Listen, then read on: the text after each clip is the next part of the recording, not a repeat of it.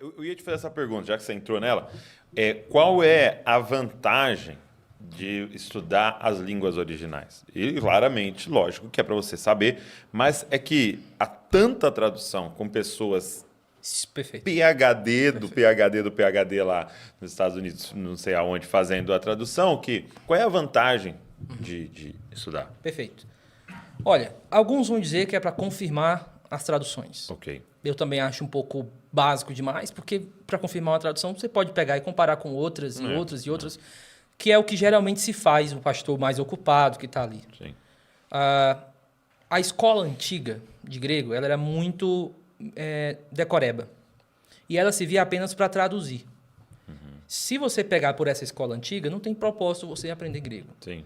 Mas, assim, a nova linguagem que a gente está passando, os Estados Unidos, em 1989, isso começou em Canadá, passou por uma revolução nos estudos do grego. Em 1988, um cara chamado Stanley Porter, ele lançou uma monografia de grego, que é um boom no mundo linguístico. É mesmo? É um boom nas traduções, causou um alvoroço. Por quê? Porque ele começa a dizer que os verbos gregos não possuem relação com o tempo, passado, presente e futuro. E ele começa a identificar isso em línguas antigas, e a gente consegue identificar isso até em algumas partes do russo e algumas partes do alemão.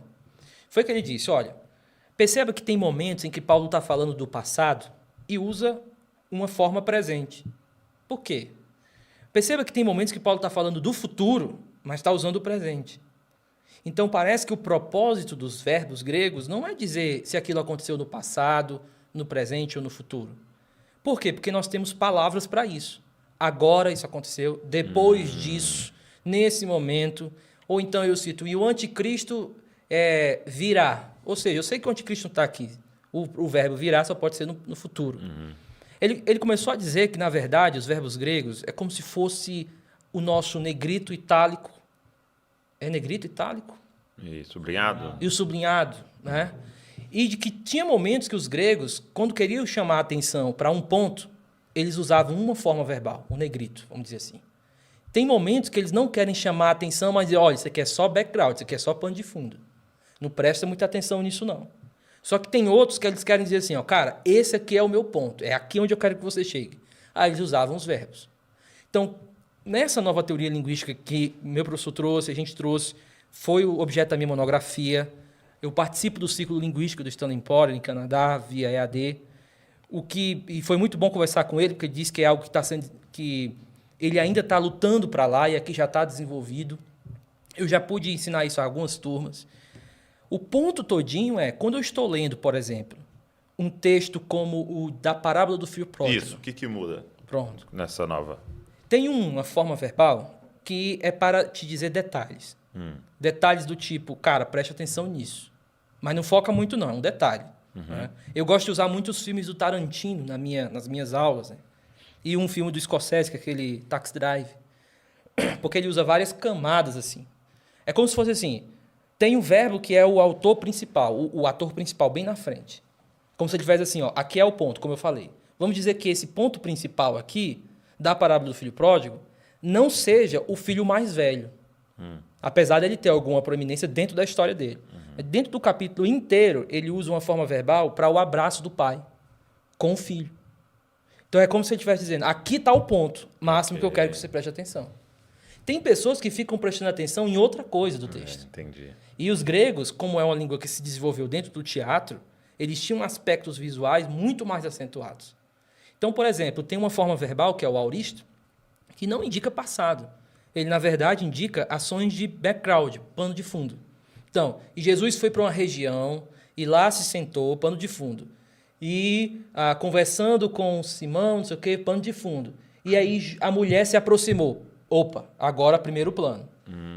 Aí ele tem um verbo, Aí uma muda forma de verbal verbo. que... Tá. Isso, aí te aproxima. E a mulher se jogou no chão e começou a chorar. Aí outra forma verbal, primeiríssimo plano. Dizendo assim, ei, chegou no ponto da narrativa. Então, quando você abre o grego, por exemplo... Então, a gente está com uma Bíblia em grego aí. Então, eu não Esse é o Novo Testamento. Esse aqui é o Novo Testamento, Tá. da Tyndale House, é uma das edições mais novas que tem. É muito bonito. A diferença dele... Mostra ali para aquela câmera. Ó, a diferença dele é que ele tem esse preto aqui, que eu acho belíssimo. Belíssimo. E que ele Tem uma fonte também, né? tem uma fonte muito legal. belíssima. Uhum. E a fonte dele é diferente. E outra, ele aqui utiliza os manuscritos mais antigos. Tá dando para ver aí? Que o Wesley vai dar um contraste. Ele usa os manuscritos mais antigos aqui. O que significa? Ele te dá os principais que você tem que saber. Para você não ficar com bilhões de manuscritos num livro sem saber o que vai fazer com eles. Tá. Ora, eu vou pegar os mais antigos. Eu quero saber, não os mais novos, que podem ter sofrido corrupção com o decorrer do tempo. Eu quero saber os antigos. Primeiro. E aí ele coloca isso. Então, mas quando eu vejo um grego assim no Novo Testamento, na minha mente está tudo colorido aqui. Por quê? Porque para mim o primeiríssimo plano, que é o perfeito, eu coloco em vermelho. É tanto que o meu logos, ele está todo pintado também. Se eu fosse dividir aqui no cinema, seria pano de fundo, primeiro plano, primeiríssimo plano. É só pegar a mesma coisa do cinema, ou então a mesma coisa dos quadros impressionistas. Dos quadros impressionistas, diferente do barroco, que são dois planos, você tem o pano de fundo, montanhas, o primeiro plano, as pessoas ali na aldeia, primeiríssimo plano, um cara, um cavalo, está aqui. Tá. Então, é como se toda vez que eu olhasse para o texto, viesse... Aqui é o ponto. Aqui é o ponto. Entendi. Aqui é o ponto. Muito interessante. E aí a gente corre o risco de dar uma ênfase, pregar num detalhe que não era... Perfeito. Que você pode até usar para uma ilustração ou para pegar aquilo e te levar para o ponto principal. Eu entendo que é por isso que as traduções são excelentes, mas elas não são pintadas, que poderia ajudar. É claro que você, numa leitura muito boa... Olha, aí tá uma ideia de Bíblia, hein? Olha aí, seria legal isso. Aí Olha tá uma ideia de Bíblia, hein? Então, tem um sonho aí. Bíblia em alto relevo. Uau! Então, é por isso que eu acho que... É aí onde eu acho que o grego vale a pena. entendi. Não acho de ficar tentando achar se uma tradução é boa ou ruim. É porque eu vi alguém falando assim uma vez, se você tem a oportunidade de estudar línguas originais e contexto, estude contexto. Porque foi um Uau, muito perfeito. bom trabalho feito das traduções até aqui, né?